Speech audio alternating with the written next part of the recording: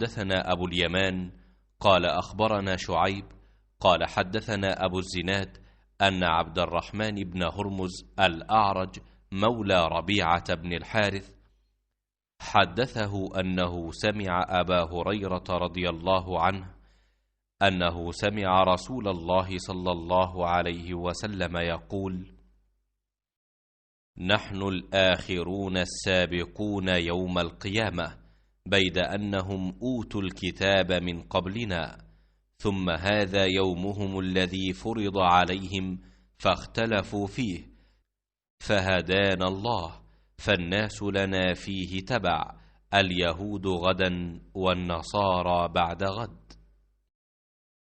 अबू ज़नाद ने बयान किया, उनसे रबिया बिन हारिस के ग़ुलाम अब्दुर्रहमान बिन हरमज़ा अरज ने बयान किया कि उन्होंने अबू हुरैरा रज़ियल्लाहु अन्हु से सुना और आप रज़ियल्लाहु ताला अन्हु ने नबी करीम सल्लल्लाहु अलैहि वसल्लम से सुना।